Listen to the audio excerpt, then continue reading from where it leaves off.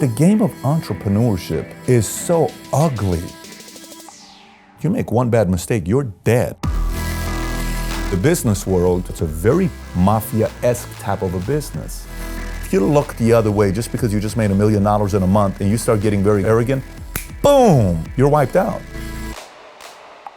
If the vision's crystal clear and then you know how to sell it, the rest is history.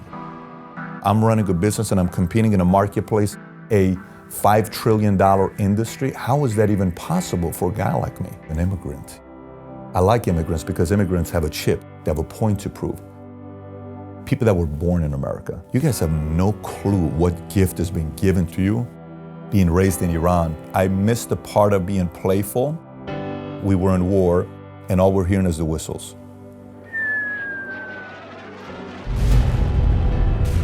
Not a lot of stuff throws you off at that point. Self-improvement became an obsession. If you're trying to be the best version of yourself every day, that's how I think you get to greatness. It's not about me against you. It's about PBD against PBD's capacity, and I'm chasing this. Spend some time asking the right questions from yourself. Ask yourself what you're looking for. From there on, if you stay true to the vision, the world better get out of your way.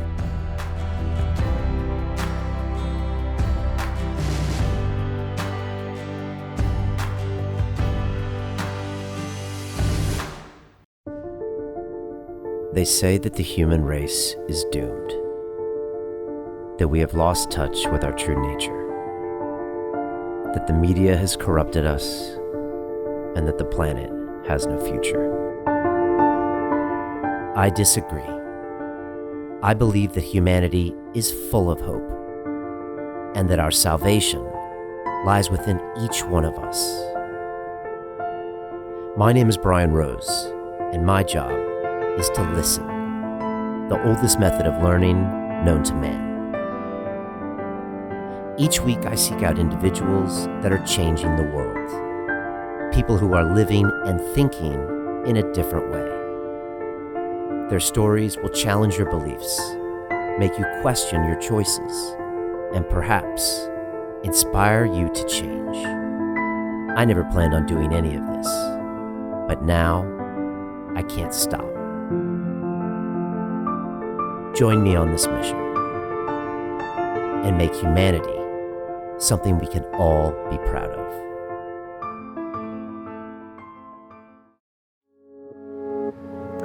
As the host of Valuetainment, Patrick Bet-David has had some unusual conversations.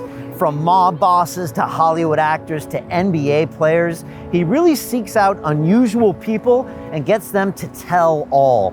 But he had a weird journey in getting there. He was born in Iran, spent time in the military and then in poverty, and built himself up as a businessman and now owns a large insurance company.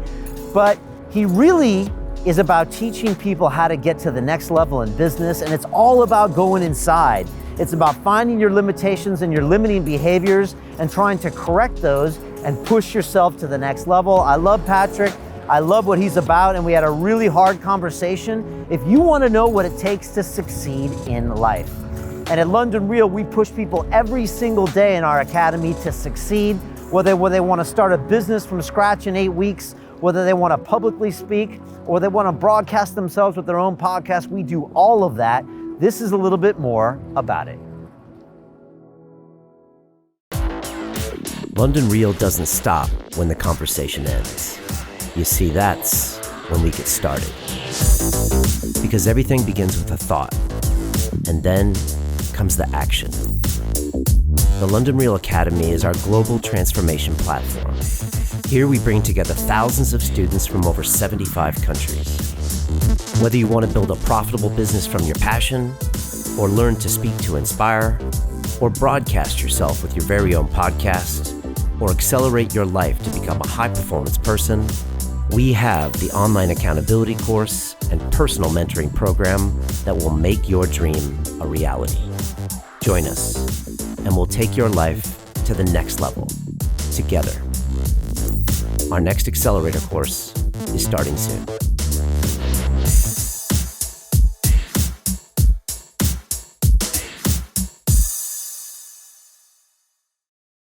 This is London Real. I am Brian Rose. My guest today is Patrick Bet David, the creator of the YouTube channel Valuetainment, which takes complex leadership management and entrepreneurial ideas and converts them into simple life lessons. After fleeing to America from Iran at age 10, you later joined the military and then went to work in finance before starting your own company, PHP Agency, in 2009. Valuetainment now has over 1 million subscribers, posting interviews with a wide range of high-performance people, including mob bosses, Hollywood actors, and NBA Hall of Famers. Patrick, welcome to London Real. Yes, good to be here. Great to have you. First of all, how's the city treating you? What do you think of London? What's your perspective? You know, I got to tell you, when I was coming in, everybody's like, oh my gosh, London, you know, they're snobby, they're full of themselves, et cetera, but nice people. I mean, very pleasant, you know, good restaurants, great food.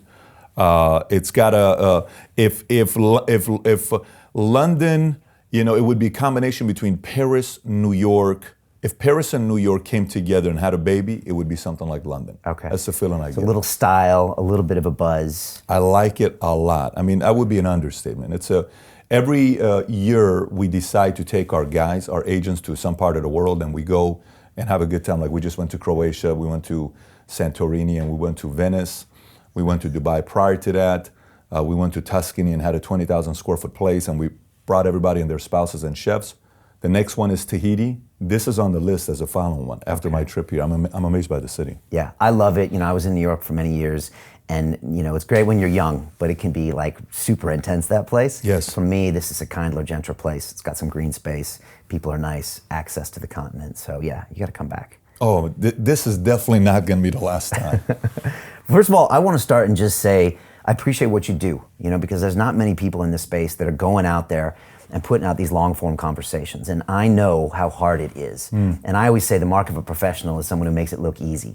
And you make it look easy, but I know it's not. And you're on the road putting out some pretty fantastic, you know, conversations that are out of the mainstream, even the mainstream YouTube podcast audience. And so that's incredible. And before we get into everything, and I want to go deep into lots of stuff, I was wondering, first of all, I'm sure you get asked this, but I want to know, top 3 favorite guests of all time, and how do you choose a guest? So top 3 favorite, obviously Michael Francis has to be on the list because we're very good friends now. Okay, Like and who is he for people that don't know? He is the highest paid mobster since Capone, $2 billion of career earnings. He was making 6 to 8 a week, reporting to Paul Castellano and Serpico. And he had dealings with Gotti, he had dealings with Gravano. I mean, he had dealings with everybody. On the cover of Fortune magazine, 1986, they had the 50 most powerful mobsters in America. He was on that list, the youngest on that list at 35 years old. And so that's Michael Francis. You know, John McAfee was a creative one. It was a different one because John McAfee, the founder of McAfee Antivirus, right? But back to the mobster really quick. Yeah. How can he talk to you about that stuff? You know, it's a question that everyone asks, and it's a question that I ask myself. I think the reason why he can't talk about that stuff today is because Mayor Giuliani did a good job getting rid of the mob. Him and Donnie Brasco, which is AKA Joe Pistone, right? Okay, right. If you've seen the movie Donnie Brasco, Giuliani played the role of trying to get rid of everybody. 4 times he tried to arrest Francis. He couldn't do it. On the last case, Francis was on for like 50 years or 100 years, some number like that, and then he ended up only getting 8 years, and he went and did the time and came back. And then he just says, I'm gonna change my life. And then from that moment on, a lot of people went to prison. So their street credit that they had in the 80s disappeared. Okay. So the mob world of New York, Chicago, Philadelphia today isn't what it was in the 80s. 80s was peak. 80s was, they had judges bought, they had cops bought, they had chief of the police department bought, they had congressmen, senators bought, they had people at the top bought, they had, you know, even in the earlier 40s, they had J. Edgar Hoover bought. They had a lot of these guys bought. And when you have things on them, the powerful people, you have info on them, you can move a lot of things. Today, they don't have that same pull. So for him to talk about it openly, there's not really anybody in the marketplace that's going to do anything about it because everybody's in their 70s and their 80s or they're dead. Okay, so the other mobsters don't care, and then the feds and the government doesn't care to put him away so he can talk. It's not that they don't care. Some of them have called me, and they call me, and the phone sounds like an F-bomb for an hour. And I'm being that serious Law with enforcement. You. Law enforcement is one, but more mobsters, people who are in the world of mob. They'll call me and they'll say, you know, the story with this, and I got to tell you with this, and da-da-da-da. I'm like, listen. They want to tell you their version. They want to tell me their version. But they won't go on camera. They won't do it. No, it's very interesting. But I said, so why don't you come and talk about it? No, I'm not doing that. I'm not doing that. Okay, interesting. So Michael's that part. John McAfee would be another one, because McAfee, you know, very, very different, strange kind of a personality. You know, he was, if social media was around in the early 90s, McAfee would be Dan Bilzerian on steroids. That's what he would have been, because he was so eccentric. You know, if you see some of the stuff this guy, he did an antivirus commercial snorting cocaine and with 20 prostitutes in the video. It's a very weird, and that video went viral. I mean, you can go see it on YouTube. That's crazy. So he sold the company for $100 million. We sat down at his house that he wouldn't give us the address until 2 hours before the interview, and gives us the address. We go to his place. 5 guys there with AK-47s, with M16s. 9 German Shepherds are outside. The entire time with the interview, he's got a gun right here. In the middle of the interview, somebody, you know, knocks on the door. Guy jumps to the door with guns. I'd say McAfee was another one that was interesting. I like Pistone because the story of Donnie Barasco and being an undercover FBI agent. You know, how do you go 6 years and play undercover in the Bonanno family? I mean, you and I may be able to act for an hour, maybe 5 minutes, maybe a day. A great actor can act for Daniel Day-Lewis, maybe 6 months, Last of the Mohicans. He gets into that part. Can you imagine acting for 6 years? That's what this guy did. So to be able to speak to that guy and ask him and say, look, you're an FBI agent, okay, for 6 years, but you were so into deep, you're partying, you're having that life. Did you at one point turn and say, you know, you wanted that life more than being the FBI agent? And he gave me the answer, but I didn't believe him. I said, I don't know if I buy it. What did he say? He said, you know, no, I was always an FBI.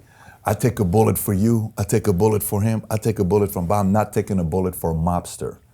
I said, you know, you seem like, you act more like the mafia right now than Michael Francis does. Because when you speak to Pistone, if you had to sit down right now and you don't know Michael Francis or Joe Pistone, and I tell you, you have to decide who's a mafia, who was a mobster, you'll never say Michael Francis. You'll say Joe Pistone was a former mobster. And Michael's what, more soft-spoken and less the typical gangster you see in the movies? He is so soft-spoken. Interesting. He is so soft-spoken. And that tells you a lot about business too. Yes, and he was going to be a doctor. Like, you went and got MIT, you went through that direction of what you did yourself, you know, as a guy that you do grades and then nobody gets accepted. And like, no one, MIT would never accept somebody like me. You go on MIT, you got to be somebody. This guy's going to become a doctor. Michael Francis is getting to become a doctor. His dad goes to prison. He gets upset. He goes to prison and says, I'm not going to be a doctor. Dad's like, what are you talking about? I said, I'm going to be a made man. He says, you're not going to do this life. He says, I'm doing it, Dad. You can't stop me. And then he changes from wanting to be a doctor to being a made man to making $2 billion career earnings. So that's a very interesting dynamic, because what are you going to do? Be a doctor making $300,000 a year while these guys are making $300,000 a week? Yeah. Psychologically, that's tough to accept. Yeah. Right? It's tempting. How do you explain this fascination with the underworld, the mob bosses? If you go to your website, you've got movies to watch, which is great. And you got Casino, American Gangster, great movie, by the way. Yes. The Godfather series, Casino. You know, what is it? Why? Why is that fascinating? Is it the entrepreneurship? You know, I just think there's a big element of that. I think there's a big element. I mean, I grew up, my family was power plays, right? My mother's side, they were all communists. And so they hated the rich people all the time. Rich people are greedy. I mean, I hated rich people growing up. I had an uncle who was the richest person in our family, and I almost like didn't like this guy because my mom hated rich people. And they would talk about how bad rich people were. My dad said they were imperialists. And imperialists, you know, they believe poor people are lazy. So imagine rich people are greedy, poor people are lazy. I mean, these are bipolar type of a relationship, and these guys are fighting all the time. And we had a lot of family politics, and I never liked it. I never liked being bullied. I never liked being pushed around. I never liked those games at all. And so that kind of put me in a position where you had to learn the games people are trying to play with you to try to pin you against somebody. And if you don't know it, you're going to get caught up in the spider web. And all of a sudden, 5 years goes by saying, why didn't I like you? What was the issue here? And so, you know, the mobsters, the mafia family, that's the ultimate game, because In the business world, the worst thing that's going to happen to you is you're going to be put out of business. That's fine, okay? And you're going to have to find a way to come back, 3 years, recover, save money, make some good connections, and recreate yourself and come back and do something. In the mob world, you make one bad mistake, you're dead. It's game over. So it's the ultimate punishment you get. And so if you're willing to play in that game, and you're willing to put that as the possibility of your worst case scenario, I want to know how that person's wired. I want to know those power plays. We run a business and we have a lot of enemies. The bigger we're getting, the more enemies we have. People who were my good friends 10 years ago, I hear stuff they're saying behind my back where I'm like, okay, this is all starting to make sense because it's competition. I get it. You want to take a marketplace away from you, and I'm trying to make a name for myself. And we're coming up in an industry, financial industry, insurance industry, where the average agent is a 59-year-old white male, and we are a 34-year-old Hispanic female. That's not normal. We are a very weird company where the CEO is from Iran. What Iranian CEO is going to compete in the financial industry and life insurance? That's a very political, very mafia-esque type of a business. Who's this new regime coming and taking over? So how do you do without stepping on the wrong person's toes and respecting that guy that just wants pure respect? He's not wanting anything from you, just wants you to make sure in the rooms you respect him. All those dynamics you got to learn. Obviously, a lot of mistakes I've made as a rookie CEO coming up, but that's my fascination. And half of your workers are, more than half are women, more than half are Yes. immigrants as well. Yes. Like you are, like I am now. That's a completely different footprint, like you said, than your competitors. Why? Why do that? Oh my gosh, are you kidding me? The eyeballs of an immigrant, look at the eyes of an immigrant. It's different than somebody that's born in America. I mean, for me, I go to America and I tell them, I speak to people, I'm like, you guys have no clue what gift has been given to you, especially people that were born in America, that they don't know any different. Like they'll get into a debate, and I had a big debate the other day in Argentina with this one guy, and he's just going off about how America sucks, and he's making $1.5 million a year income. I'm like, what do you mean America sucks? I said, can you tell me another place you've lived for 2 years? No. How do you know? I said, so how do you know about another country? It's like the kid who's got a great father that's the disciplinarian bitching to another kid who lost his father in war. What do you mean, about your father's a bad person? I wish I had your father. That's what the kid's saying. Yeah. So for me, it's like I'm living in America saying, are you kidding me? This country allows a guy like me, 1.8 GPA, parents divorced, street kid, hoodlum, goes to the army. I get out, I get this fascination to want to read books. One guy believes in me, and then I get obsessed, and next thing you know, I'm running a business and I'm competing in a marketplace in a $5 trillion industry. How is that even possible for a guy like me? So that's why I resonate with immigrants. I like immigrants because immigrants have a chip, and I like women in this business because women have a chip. My number one earner is a woman, by the way, Sheena. I like them. They're chippier. They have a point to prove. There's something going on there. Same is true in women's MMA, some of the best fights out there. That's right. They don't have to be there. They really have to push themselves to be there. And when I watch them, I'm just like, wow, these are people that are spirited. They really have to prove themselves. It's so much easier to work with somebody that's got a point to prove. It's so much easier. I mean, look at basketball. You got a guy like Vince Carter. He comes into the gym, jumps 49 inches. Literally jumps out of the gym. The way he jumped and he would do dunks, insanity. They call him Vinsanity, right? And you got a guy like Kobe Bryant that's coming up. He doesn't jump as high as the other guy does. And everybody's thinking Vince Carter's going to have a better career in North Carolina, following Jordan's career. Kobe's got a chip on his shoulder. Puts his number 24. Why 24? Jordan's 23. You're putting one over Jordan, 24. Scores 33,000 points. Obviously doesn't pass Jordan up, but the chip with less talent didn't have Jordan's hands. Look what Kobe does. 20 years with one team he plays. There's something very special about a controlled chip. The key word there is control. Right, and that's been the story of your life. It's been a story of my life because every time the chip's not been in control, I've screwed up, and God knows I've screwed up so many times. Oh my gosh, I've screwed up so many times when my chip has not been controlled. Which looks like what when the chip is not controlled? You get angry, it becomes all about you? Yeah, it becomes all about you and you lose perspective. This is why I don't like alcohol, and this is why I don't like drugs, because you're not in control. A substance is doing that, right? And so imagine, this is why I don't drink coffee, by the way. I don't drink any coffee. Okay. It magnifies the chip. It just makes it bigger. Yeah, I mean, for me, that whole situation of seeing where I go with the rage, and then I see this guy, and I see that rage hurts you and puts you 3 steps back. Listen, you got to control that rage. Right. But it's a good thing that you have this rage, because if we can take this, 97 octane fuel and we put it in the right engine, controlled, oh my gosh.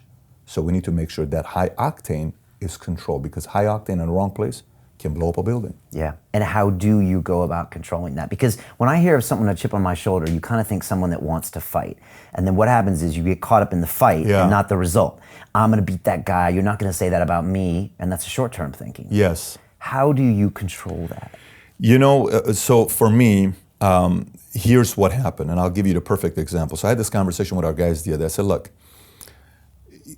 there's nothing wrong with being very competitive. I said, but as competitive as you are, it's got a limit to it. What do you mean? Let me explain to you what I mean by this. So it's very good when you're coming up and there's competition, because someone's making you feel inferior, so you have to step up, or you flight, right? You fight, flight, you freeze. Oh my gosh, he's better than me. I'm not gonna do anything. I can't beat this guy, and boom, you just become a regular guy. Or, you flight, I'm not gonna do this business, whatever, and secretly you're not doing it because the other guy is better than you. So why am I gonna stay in this space? I'm just gonna leave this space. Yeah. Or you decide to go fight and see how you do. Okay, so if we go fight, I mean, if it's just a direct competition that you do, there's a limit. Eventually, you get to a point where you say to yourself, I think I can compete. Like, we were about to shut down the channel in the first 2 years. And we said, I don't know if this is gonna be me. I don't know if the audience resonates. Maybe we just don't have it. Then we said, let's change the channel. Let's go from Patrick Bet David to calling it Valuetainment. So then we changed the channel to Valuetainment. We took a complete different approach, because a lot of people want to brand names. I don't want a brand name. When I die, my name is only worth the legacy. I want to brand a business because I can sell that business, is what I want to do. It's a complete different approach. Some people agree, some people don't. So I said, let's do Valuetainment. Why? We're bringing value, we're entertaining, and this becoming a movement. So let's see how this resonates. Then we adjusted. Then it started growing. Then we could compete. Then we started growing. Then it was no longer about the competition. Not because we're beating the competition, because PewDiePie is killing everybody, 69 million subs. So if you're really gonna compete, you're gonna get your ass handed to you. So the guy at the top's got 69 million. What are you gonna do to get to 69 million? Then maturity for me, and this happened at around 33, 34, 35, the main outcome became capacity. That's what it became. And I realized everyone's capacity is different in life. Your capacity may be higher in life, but you became an underachiever even though you have a lot more potential than I do. My capacity may be smaller in life, but I become an overachiever at my smaller capacity and I do better in life. You could even be an achiever and you still do good in life, and you beat somebody who, let's just say, is not as talented than you. Like, let's just say yourself. You're an MIT guy, you're all this stuff. People are expecting you to win. So some of the kids you went to school with, if you just competed with those guys, that's like an 18-year-old kid bullying a 14-year-old. You're gonna beat them. It's not fair to compete there, right? So on the outside, we can very easily fool ourselves into thinking we're winning because we're always comparing down, versus if I compare to my capacity, I'm striving for something else, So once that chip went towards, Pat, here's what we're really fighting for. If this is really your capacity, and if you constantly look at the marketplace about competition, and eventually, let's just say you beat a few people, then what? That doesn't necessarily mean you reached that level of capacity. I'm striving for this. That adjustment in that mindset, believe it or not, helped me have a better relationship with other people, helped me have a better relationship with competitors, because it's not about me against you. It's about PBD against PBD's capacity, and I'm chasing this. And it gave a lot more peace, joy, comfort, not in a comfortable level, but comfort knowing, we're playing a different game now. Yeah. Some of my greatest guests on this show compete with themselves, including Dorian Yates, and he was the guy that always wanted to beat himself. And I think that's why he got to those levels, because it wasn't about that guy or that guy, which also brings weird energy and weird results to the people around you. If you're trying to be the best version of yourself every day, that's how I think you get to greatness. And that sounds like what you're trying to do. I mean, Dorian Yates, I met Dorian Yates in 1999. Oh, wow. Let me tell you, I mean, when I saw Dorian, I have a picture with him and I at Venice Beach, okay? And you'll see this 18-year-old guy that got out of the Army. It was 1999, a 21-year-old guy that got out of the Army. And I'm like, I'm gonna go be Mr. Olympia. That's what I'm thinking to myself. And I see Dorian Yates. And that's a perfect example of a guy that, I mean, his back, the way he built his back, he could pretty much fly. If he jumped off a building and just did a lat spread, that guy could probably fly in the middle of the sky with the way he built his back. Yeah, great story with Dorian Yates. By the way, props to you on that interview. That was an incredible interview, and you were able to take that the topic deep in areas that not a lot of people take in that space. And I think it was necessary. Somebody needed to do it, and so you spearhead that topic of steroids and growth hormone, and he went there, which is respect to him as well, for willing to be open about it.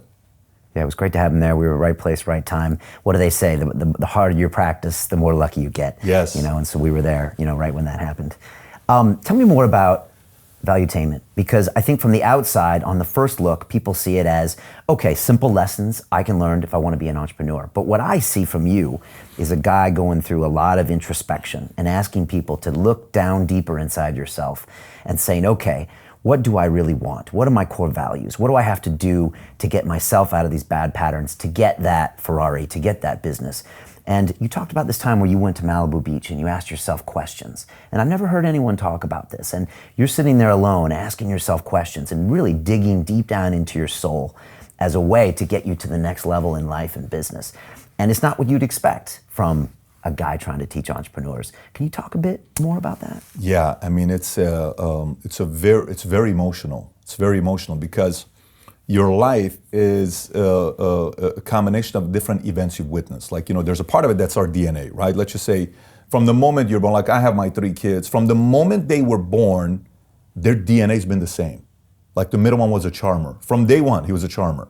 Like his teachers would say, he was 2 years old, I can't discipline your son because he just gives me the smile and I have to give him what he wants, right? And my oldest one was always a thinker and observant and very creative, and he liked vampires and scaring people, and he liked to talk about sharks, and he liked scary movies. And my young one, we never told her to pick stuff up or help her brothers out or bring the shoes to me. That's DNA. I don't think that's like parents can take credit. Let me tell you the kind of kids I raised, you know, I don't think that's what it is. So we have a DNA, right? That's our thumb, that's our fingerprint that we have in the world.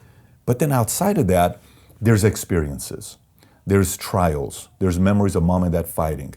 There's words mom said, there's words dad said, there's words a friend said, there's a breakup, heartbreak, setback, something the teacher said, a injury in sports, you were coming up, you almost made it to the next level, and your knee or your back, or you got knocked out publicly in front of your peers and everybody saw you getting knocked out, or an embarrassing moment publicly that happened that's still with you, you're still carrying it. You know, your girl left you for somebody else, your husband left you, your boyfriend left you. All of these things we carry, and we're pretty good at acting on the outside that we have everything under control, but we're afraid of facing this, so we avoid a lot of these situations. So for me, that one day, I got a set of these questions, and I said, I'm gonna go and address these questions. I went to Malibu Beach, it's right off Zuma, and Matador is what it's called, and I sat there and went through all these questions, 6 hours, I'm up right on the water. And I tell you, Brian, I was like writing it down, and I would go to this moment, and I'd never done this before. And I start writing it. And I start writing, I'm like, oh my gosh, and I just start crying. I'm like, oh, come on, knock it off, you little crybaby. More, deeper, deeper, deeper. Why? How has this affected your life? Maybe this is the reason why you keep dating the same type of girls. Maybe this is the reason why the same types of people don't get along with you. Maybe this is the reason why you don't like these types of people, because this, and then all of a sudden I'm looking at this saying, oh my gosh, if you go like this, you're gonna be a monster, kid. We got to figure this out. And so then there was almost a moment of liberation saying, look, you know, this is okay. This is your product. This is who you are. Now we got to take some of this stuff and know the trends that's happening and be self-aware to know that the next time this happens, it's not the person's fault. You're looking at this person and you're thinking this person's your ex or your mom or your dad. It's not. It's that situation. This doesn't make it right. It just means something you experienced. Give the person an opportunity. So it helped me go deeper in relationships rather than being, I was a very private guy. I didn't let people in. Like most people did. I would date a girl and you had no idea I was with her for 3 years. People had no idea I had a girlfriend. Private. I had girlfriends. People wouldn't know. What's Pat up to? Who does he date? Nobody knew. Like one time I was with a girl in a company. Now we would go all the place. Nobody knew her and I were together. Finally, all of a sudden, one person finds out 3 years later. How did that happen? I said, how did you find out? So it was very private to me. And then that made me, with the help of social media, realize we're all naked today. I'm naked, you're naked, everybody's naked. I need 5 minutes on social media to find out your political beliefs. Do you like Trump? Do you like Hillary? Do you like Merkel? Do you like the prime minister of here? Do you like political? Are you gun? Are you anti-gun? Are you, weed, legalized? It's very easy to figure out people nowadays because we're all naked. Mm-hmm. I can find that if you're married, complicated relationship, broken up, everything is naked. So rather than trying to fight it, we have to embrace it today. We got to figure out a way to embrace it today. And if you're not only embarrassed of who you are in a naked world, it's a very, very difficult life you're going to live. It's going to be a very difficult life for the rest of your life because the world's naked and you're trying to cover yourself up and everybody can see you. So we're almost forced to become a little bit more open, vulnerable, and say, this is who we are. One time I was on a flight coming back, oh my gosh, I'm not engaged yet. And they're wondering, when is Pat going to propose to his girl? I said, I'm just not right. I keep fighting it off. I keep pushing my girlfriend away at that time. I'm like, no, you can't handle being a guy like me. You just can't, there's no way in the world you could be with a guy like me. And then on one flight, I write down all these, and why are you pushing her away? This could actually be a good wife. This could actually be a good mother. Why are you and I wrote all these things down. I came back and I hid it in my briefcase. And one day, when I'm cleaning up my briefcase, I forgot the envelope and I left it there. And my wife read it. So I come home and she's crying. I said, why are you crying? She said, baby, I'm so sorry. I want you to know I don't want to pressure you. Don't worry about it. Whenever you're ready. I'm like, what are you talking about? Like, what's going on here? And I see the yellow notepad paper, 3 of them folded. And I'm like, please tell me you didn't read that. She says, no, I read it. And I'm sorry I did this, but I just was sitting there and I understand you so much better now, and I love you, baby. I don't care what happens. I'm like, oh my gosh. So the reaction I thought was going to come was a complete opposite reaction. Mm-hmm. It got us deeper. Right. It helped the relationship get deeper. Which showed you need to be more open about who you are. You do. Because listen, I don't know if my marriage is going to work out or not. Everybody asks me, so how's your marriage going? So listen, we take it 1 year at a time. Marriage is not an easy thing. It's very difficult. It's very complicated because you got a hard time getting along with yourself, let alone I got to get along with another person here. Are you kidding me? Throw some kids in there. And throw 3 kids in there? I mean, that's like a nuclear bomb possibly about to happen, right? So, but, best friendships, best relationships, you got to get deeper. And the deeper you get and more comfortable you are with you, your upside gets bigger and you actually get a chance to enjoy the ride rather than trying to act like somebody else the rest of your life. This is who Patrick Bet-David is. I am very comfortable with who I am. Right, and constantly examining yourself is how you try to get to the next level. And you're kind of like Jocko Willink, taking extreme ownership of what's happened in your life. Why do I keep attracting these women, these types of business partnerships? Why do I keep getting screwed over in deals or passed over? It's their fault. And then you're like, wait a second, maybe it's my fault. Mm-hmm. That's a pretty advanced way of looking at things. No doubt about it. No doubt about it. It's very hard to go there because, I was having a conference call on my flight out to London with this couple, and we were speaking, and I said, look, this is the 4th time we're speaking in the last 2 years where the same things happened to you guys the last 2 years. I'm going to be very gentle with the feedback I'm going to give you, but here's also where I'm at. Every single time I've spoken to you guys the last 2 years when this has happened, your response always been somebody else's fault. And I'm hoping you use this, and this becomes the most painful experience for you, where you're finally willing to take full responsibility and we move on. And so again, push back. I said, guys, I can't help you. We need to get off the call. And then there was a breakthrough. You know what? You're right. We messed up. Let us get better at this. I said, okay, saying it is different than doing it. Let's see what you guys are going to do. Because, you work so hard to create momentum. And I told her, I said, I want you to explain it this way. I want to explain it to you in a different way when you think about business-wise. I said, think about it this way. I said, if you and your husband, you guys have been married how many years? She says, this many years. I said, think about how many minutes in a day. Think about how many hours in a day. Think about how many days in a year. You've been married 10 years, okay? Imagine if your husband does everything right in this 50,000 hours of you guys being together, okay? But just 2 minutes of it, he sleeps with a girl. How much influence does that 2 minutes have over the other 50,000 hours that he's done everything right with you? She says, everything. I said, that's how it is dealing with people. all it takes is 2 minutes to screw it up. So you got to realize when you're dealing with people that 2 minutes, you can't just slip and say, oh my gosh, I'm not perfect, you got to forgive me. I said, no, some of the things that you do, it's going to hurt people. You got to kind of control yourself a little bit more. And she said, I never thought about it that way. I said, so moving forward, start thinking about it that way. Maybe you'll treat the people you're working with slightly different because everybody's sensitive in their own ways. Your approach has got to change. Fine. Tell me about entrepreneurship. What do most people not even understand about entrepreneurship? What does the 20-year-old out there who wants to be one not really know about what it really means to be that person?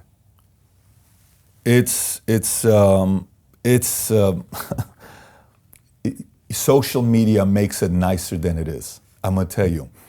All these posts and motivation on the cars and the girls and the Ferraris and the Lambos and the planes and the jets. And by the way, here's what you gotta realize. I'm all for it. Like people who say, well, you shouldn't buy exotic, I'm not for that mindset.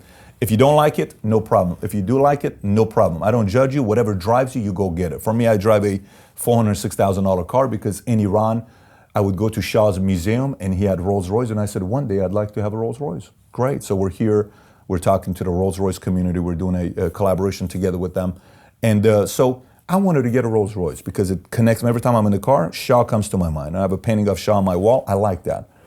But the game of entrepreneurship is so ugly that if people actually knew how ugly was up front, very few would even do it. It's very ugly. It's very lonely. It's very frustrating. It exploits you at the highest level.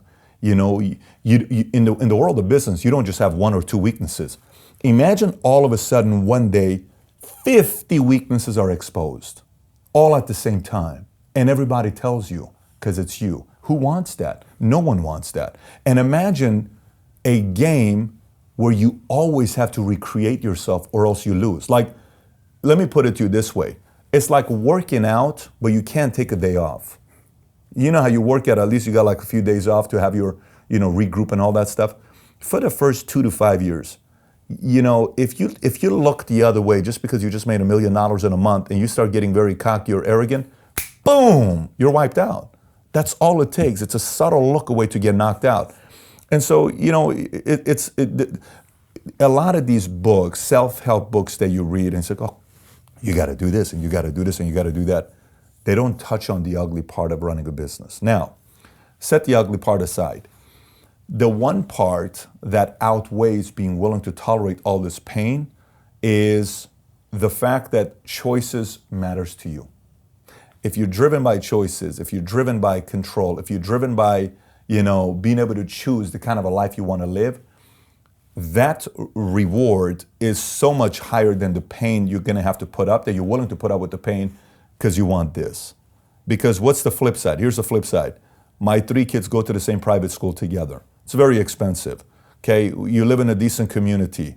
You have a house with elevators and privates. You can have security, you can have nicer insurance, nicer protection, better advisors, better counselors, better money managers, better attorneys, better CPAs, better protection, all of that stuff.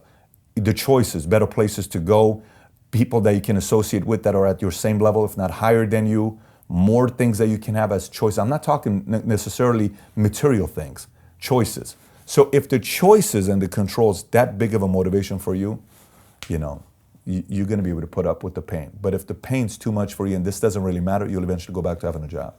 So you think people are oversold right now on entrepreneurship because of social media? But I tell you, we're oversold on everything. We're oversold on marriage. We're oversold on having kids. We're oversold on entrepreneurship. We are oversold on having kids.